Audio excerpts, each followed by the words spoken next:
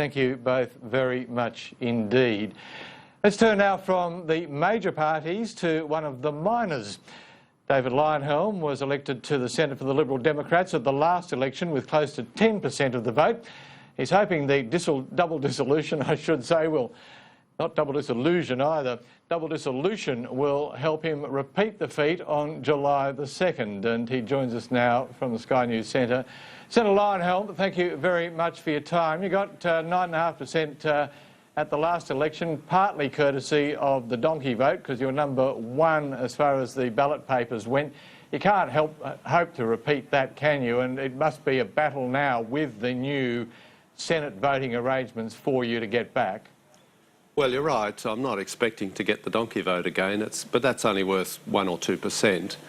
And the rest of it, I hope, was for me. The Liberal Party will tell you that I got no votes for myself. It was all their votes that were mistaken. So if that's the case, then we still got Liberal in our name. So presumably the same number of people will vote for us again because we've still got Liberal in our name. But the fact is, a double dissolution is a bit of a gift for small parties like mine, the Liberal Democrats. It has the quota required, and the 11th and 12th position, there's 12 senators to be elected in every state, the 11th and 12th positions will be determined on less than a quota. Quota 7.7%. Somewhere between 3 and 5% will determine who gets elected on the 12th position, and somewhere between about 4 and 6% will determine who gets elected on the 11th position. Now, by our calculations, we should be able to reach one of those. Now, interestingly enough, Nick Xenophon was in Sydney today campaigning with his Senate ticket. He's from South Australia, of course, but hoping to break through in New South Wales and perhaps to cut your lunch to a certain degree, because you're both on the right. You're much more libertarian than him, but you're right of centre candidates. Is it a worry to you that Nick Xenophon could pick up a seat in New South Wales at your expense? No, it's not a concern to me.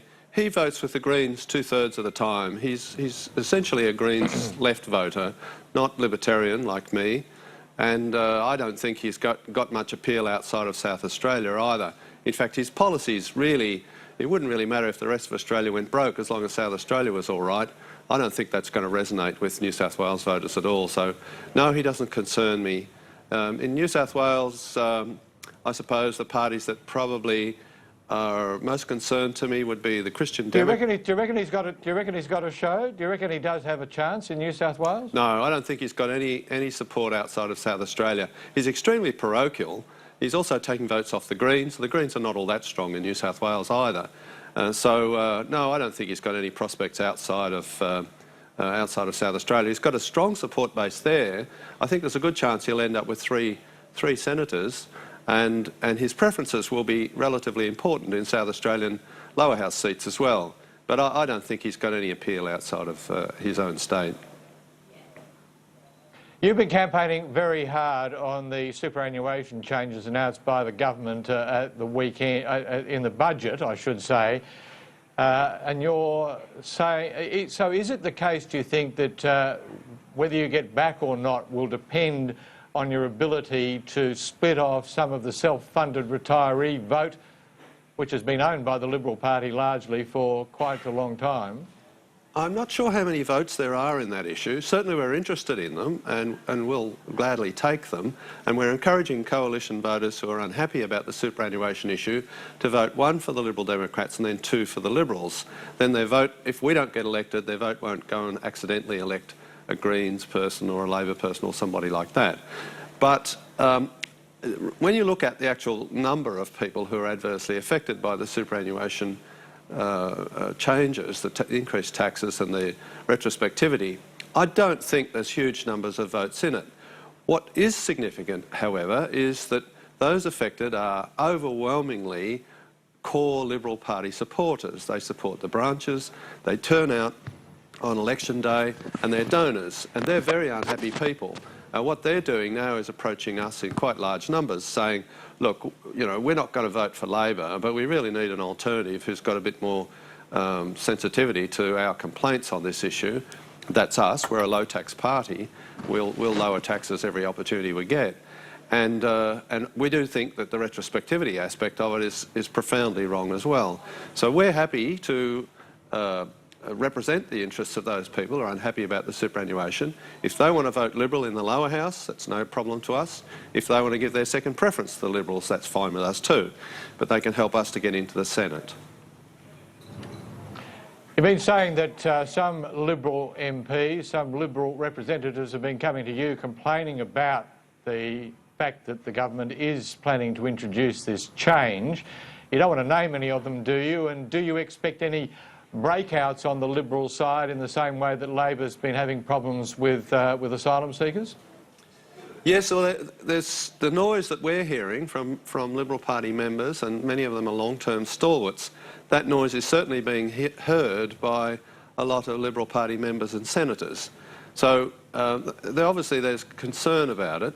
But as I said, I don't think the numbers in votes, in terms of votes, is profound, and most of those votes are concentrated in safe Liberal seats. It's only in the Senate that vote is likely to be influential. So I can't see that the Liberals will back down from the issue before the election, although, you know, you can't rule that out. But after the election, I think there could easily be some very serious recriminations. And I think the most likely outcome is that, as I said, there's sort of a protest vote. They'll vote for the Liberals in the lower house with gritted teeth. They possibly won't donate to the party. They're donating to our party in fairly significant amounts. And they'll vote for us at number one and then number two in the Liberals, for the Liberals in the Senate. Okay, just very briefly, we've seen another poll out today, 51-49, very close by any account. Do you think we may be on the verge of another hung parliament in the lower house? Yes, that's a possibility. I'm always a little bit cautious about making predictions because most people who make predictions turn out to be wrong. But my prediction is that the Turnbull government started the campaign, when was it now, 2 weeks ago, just slightly ahead. The history would suggest they'll end the campaign where they started, unless somebody, Bill Shorten or Malcolm Turnbull, gets caught doing something profoundly naughty. I don't think the campaign changes that sort of thing. People in the middle who are undecided tend to go in the same proportions that everybody else has already gone. So I suspect that the campaign will end with Turnbull slightly ahead. My expectation is he'll probably win by, you know, in the vicinity of 5 seats. He won't have enough for a joint sitting. The government won't get control of the Senate, would be almost inevitable. I don't think anybody disagrees with that. There will be a crossbench of anywhere between 6 and 12 plus Xenophon, and I don't think the government will have enough votes for a joint sitting, to win a joint sitting and get the ABCC bill passed. And if, let's not forget, that's what the joint sitting, that's what the double dissolution was all about in the first place. Indeed. Senator David Leyonhjelm, we do appreciate your time. Thank you very much indeed. We'll be back in a moment with our panel of journalists, Samantha Maiden from the News Corporation Sundays and Adam Gartrell from the Fairfax Sundays.